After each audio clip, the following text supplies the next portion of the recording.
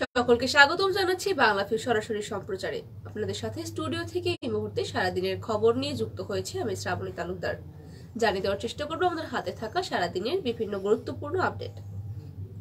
শাহজালাল বিজ্ঞান ও প্রযুক্তি বিশ্ববিদ্যালয়ের র্যাগিং এর অভিযোগে 4 থেকে 5 জন শিক্ষার্থীকে সাময়িক বহিষ্কার করা হয়েছে এবং এই সিদ্ধান্তটি নিয়েছে বিশ্ববিদ্যালয় প্রশাসন কর্তৃপক্ষ।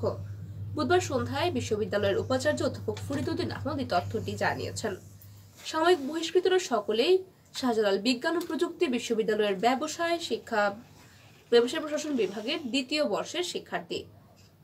উপাচার্য বলেন, র্যাগিং এ জড়িত থাকার ঘটনায় প্রাথমিক সত্যতার ভিত্তিতে 4 থেকে 5 জন শিক্ষার্থীকে হল এবং বিশ্ববিদ্যালয় থেকে সাময়িক বরখাস্ত করা হয়েছে। ঘটনাটির অধিকতর তদন্তের জন্য কমিটি গঠন করা হয়েছে। কমিটিকে 7 কার্যদিবসের মধ্যে রিপোর্ট দিতে বলা হয়েছে। তদন্ত সাপেক্ষে তাদের বিরুদ্ধে বিশ্ববিদ্যালয়ের বিধি মোতাবেক পরবর্তী ব্যবস্থা নেওয়া হবে। বহিষ্কৃতদের হলের সিট বাতিল এবং বিশ্ববিদ্যালয় থেকে সাময়িক বহিষ্কারের সিদ্ধান্ত নেওয়া হয়েছে বলে জানিয়েছেন উপাচার্য ফরিদউদ্দিন আহমদ। এই ঘটনায় বিশ্ববিদ্যালয় ব্যবসায় প্রশাসন অনুষদের ডিন অধ্যাপক খায়রুল ইসলামকে আহ্বায়ক করে 5 সদস্যের একটি কমিটি গঠন করা হয়েছে। এই ঘটনায় প্রশাসনের লিখিত নির্দেশের ভিত্তিতে শিগগিরই তদন্ত শুরু করা হবে বলে জানিয়েছেন তদন্ত কমিটির আহ্বায়ক। এদিকে সিলেটে বড়ইকান্দিতে পাওয়া সেই অজ্ঞাত ব্যক্তির লাশের পরিচয় মিলেছে।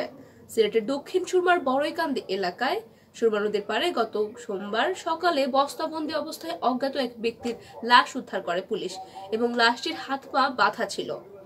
লাশ উদ্ধারের 2 দিন পর সেই অজ্ঞাত ব্যক্তির পরিচয় শনাক্ত হয়েছে। নিহত ব্যক্তির নাম সাজ্জাদ আলী, বয়স 35।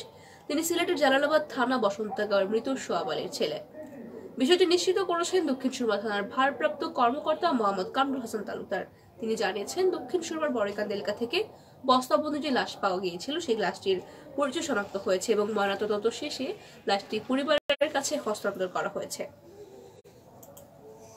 2 মাস কারাবাসে জামিনের মুক্তির 10 দিনের মধ্যেই ছাত্রদলের রাজনীতি থেকে সরে দাঁড়ালেন সিলেট জেলা ছাত্রদলের যুব সাধারণ সম্পাদক আলী আকবর রাজন।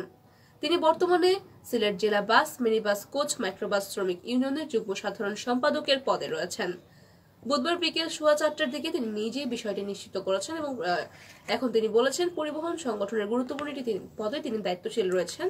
তাছাড়া তিনি আর ছাত্র নয়, তাই সেই কারণে তিনি ছাত্র দলের রাজনীতি থেকে সরে দাঁড়াতে চাচ্ছেন এবং ছাত্র দলের কর্মসূচিতে তিনি অংশগ্রহণ করতে চাচ্ছেন না।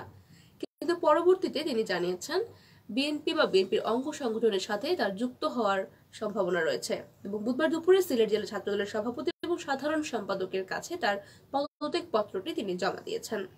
আগামীতে জেলা বিএনপি বা যুবদল শ্রমিক দলে যোগ দিতে পারেন বলেও জানিয়েছেন তিনি।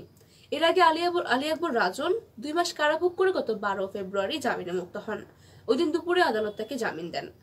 তারও আগে গত 8 বছরের 8 ডিসেম্বর আলী আকবর রাজনকে মহানগরের সুরমা মার্কেট এলাকা থেকে গ্রেফতার করা হয়। 2018 সালের জালাপুরের একটি মামলায় পুলিশ তাকে গ্রেফতার করেছিল। এদিকে 1,60 লাখ লিটার সয়াবিন তেল কিনবে বাংলাদেশ সরকার। ট্রেডিং কর্পোরেশন অফ বাংলাদেশ টিসিবির জন্য 1,60 লাখ লিটার সয়াবিন তেল কিনবে সরকার। এতে সরকারের খরচ হবে 276,64 লাখ টাকা। বুধবার 22 ফেব্রুয়ারি সরকারি ক্রয় বিক্রয় মন্ত্রিসভা কমিটি এই বিষয়টি প্রস্তাব অনুমোদন দিয়েছিল এবং সভায় অর্থমন্ত্রী আহম মুস্তফা কামাল সভাপতিত্ব করেছিলেন। সভা শেষে মন্ত্রী পরিষদের বিভাগের অতিরিক্ত সচিব সাইদ মাহবুব খান সাংবাদিকদের বিস্তারিত জানিয়েছেন। তিনি বলেছেন, বাণিজ্য মন্ত্রণালয়ের প্রস্তাবের পরিপ্রেক্ষিতে সরকারি ক্রয় সংক্রান্ত মন্ত্রিসভার কমিটিতে সিদ্ধান্ত নেওয়া হয়েছে যে 1,60 লাখ লিটার তেল কেনা হবে টিসিবির জন্য এবং পুরোটাই খরচ হবে সরকারি তহবিল থেকে।